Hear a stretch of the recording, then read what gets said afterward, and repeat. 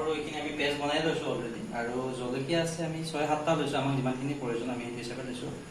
আৰু আমি চিকেনখিনি অলৰেডি বইল কৰি পিনি থৈছোঁ যাতে আমাৰ সুবিধা হয়। এতিয়া আমি বিলাহীখিনি সৰু সৰুকৈ কাটিম, চাওক আপুনি।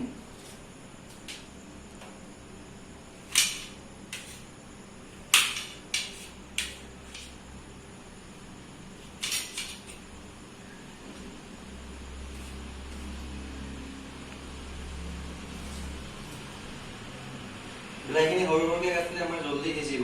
বিলাহীখিনি আমি আগতে ভাজি লওঁ।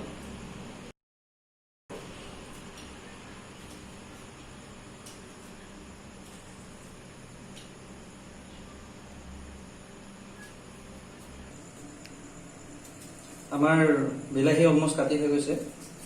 আমি সৰু সৰুকৈ কাটিছোঁ যাতে জলদি সিজে।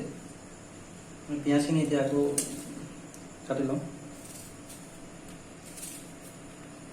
পিঁয়াজখিনি বেছি সৰুকৈ কৰিব নালাগে, অলপ ডাঙৰকৈ ৰাখিছোঁ আমি, কাৰণ আমি এইখিনি ভাজিম, ভাজি পিনি মিক্সিত দিম।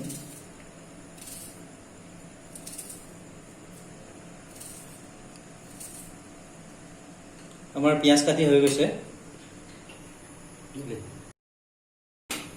সকলোবোৰ ৰেডি হৈ গৈছে। এতিয়া আমি কেৰাহীটো দিওঁ জুইত, তেল দি দিওঁ। তেল ইমানখিনিয়ে দিছোঁ যিখিনি আমাৰ প্ৰয়োজন হয়। ধৰি লওক যিমানখিনি আমাৰ পিঁয়াজ আৰু বিলাহী আছে সেইখিনি হিচাপত দিছোঁ। আমি এইখিনি এতিয়া ভাজিম।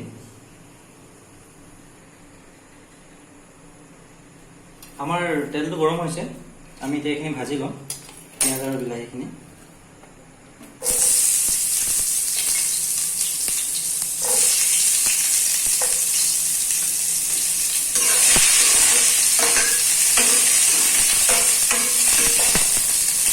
লগে লগে আমি পিঁয়াজখিনিও দি দিম, বিলাহীখিনিও দি দিম পিঁয়াজৰ লগতে।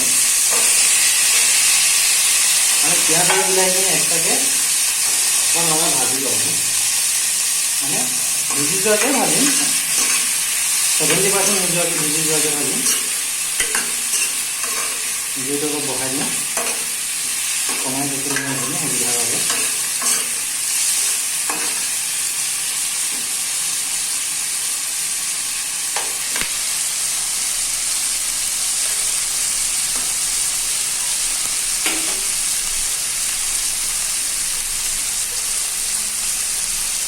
আমি অলপ সময় ঢাকি দিওঁ যাতে জলদি হয়।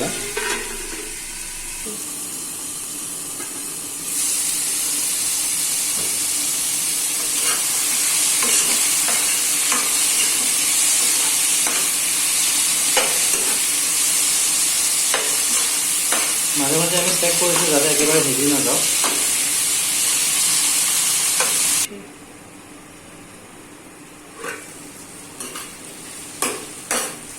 আমাৰ বিলাহী আৰু পিঁয়াজখিনি অলমষ্ট হৈছেই, 70-80% সিজিছে। আমি এইখিনি নমাই ল'ম এতিয়া। নমাই অলপ ঠাণ্ডা হ'ব দি আমি এইটো পেষ্ট বনাম, মিক্সিত পেষ্ট বনাম।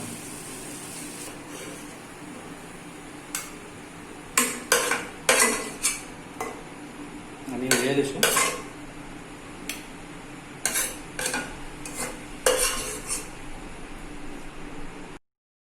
আমাৰ বিলাহী আৰু পিঁয়াজখিনি অলপ ঠাণ্ডা হৈছে।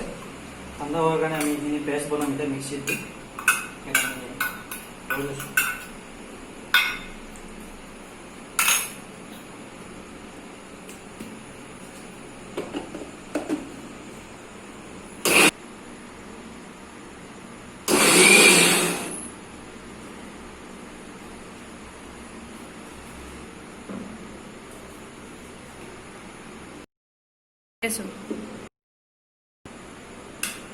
আমি উলিয়াই লওঁ কাটি যাব।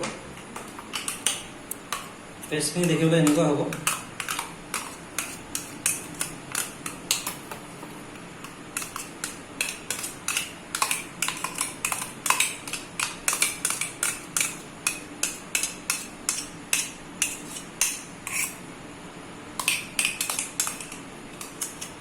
বাকী যিখিনি আছে সেইখিনি আমি পানী দি পিনি পিছত দি দিম। আমি পিছৰ পৰ্যায়লৈ আহিছোঁ এতিয়া। তেল দিছোঁ আমি কেৰাহীত মাংসখিনিৰ বাবে ফাইনেল।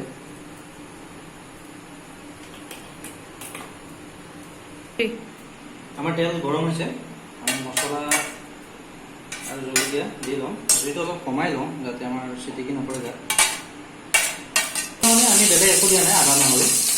মই মছলা খাই যেনেকৈ বেয়া পাওঁ, সেইকাৰণে বিশেষ বুলি মছলা আদা নহৰুকে লওঁ আৰু জলকীয়া।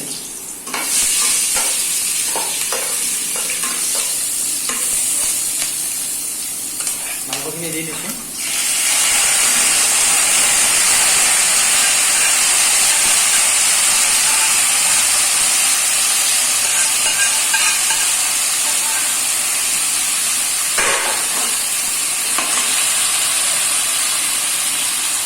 আমি এতিয়া মাংসখিনি অলপ ড্ৰাই হোৱালৈকে ভাজিম। ড্ৰাই মানে যথেষ্ট ড্ৰাই নহয়, অলপ ৰঙচুৱা হ'লে পেষ্টখিনি আমি দি দিম। জুইটো বহাই লওঁ, টমেটো দিব।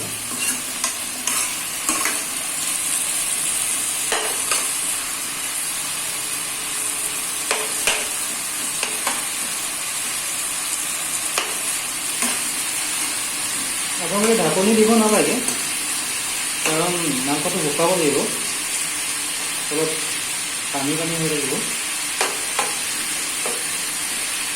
অলপ ড্ৰাই হ'লে ভাল হ'ব সোৱাদটো।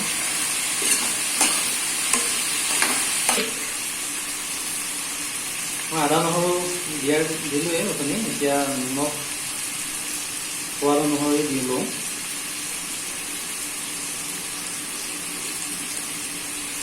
পৰাপক্ষত প্ৰথমতে অলপ কম দিয়াই ভাল। হালধি যিহেতু মই অথনি বইল কৰোঁতে দিছিলোঁ, এতিয়া বহুত বেছি নিদিওঁ। আপোনালোকে যদি বনায় তেতিয়া অনুযায়ী দিলেই হ'ল, তেতিয়া অনুভৱ কৰে দিবলৈ।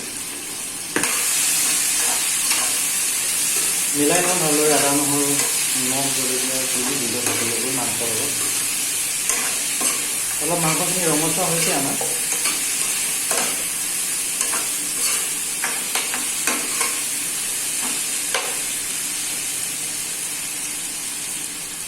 অলপ মিডিয়াম ফ্লেমত বনাব পাৰিলে ভাল, মাংসটো জ্বলি নাযায় একেবাৰে।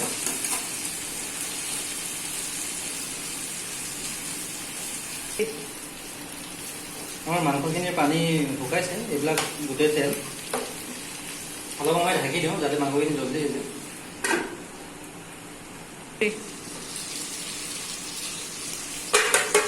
আমাৰ মাংসখিনি সিজিছে, ড্ৰাই হৈ গৈছে, ৰঙচুৱা হৈছে ধুনীয়াকৈ। আমি অলমষ্ট 2 মিনিট, 1.5 মিনিট 2 মিনিট সময় ৰাখিলোঁ মিডিয়াম ফ্লেমত, মিডিয়াম ফ্লেমত। এতিয়া আমি এইখিনি দি দিম।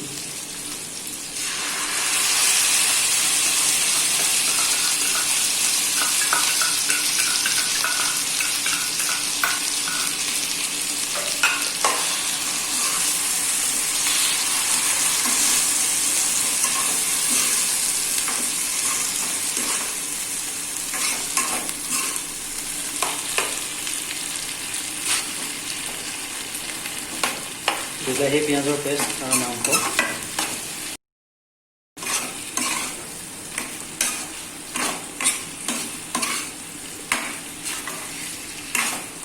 ফ্লেমটো এতিয়াও আমি মিডিয়ামতে ৰাখিছোঁ, বেছি ফ্লেম দিলে আমাৰ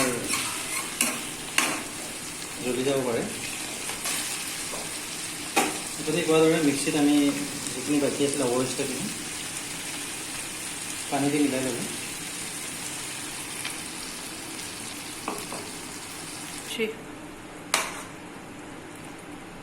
আমি অলপ পানী দি দিলোঁ, যাতে আমাৰ অলপ গ্ৰেভিটো হয়।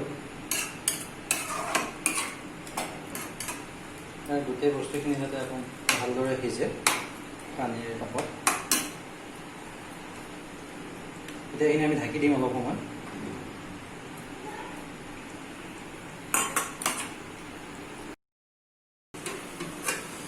আমি প্ৰায় 10 পৰা 15 মিনিট সময় বনালোঁ। 15 মিনিটমান সময় হ'ব। মাজতে অলপ ষ্টিমটো হাই কৰি দিছিলোঁ। আমাৰ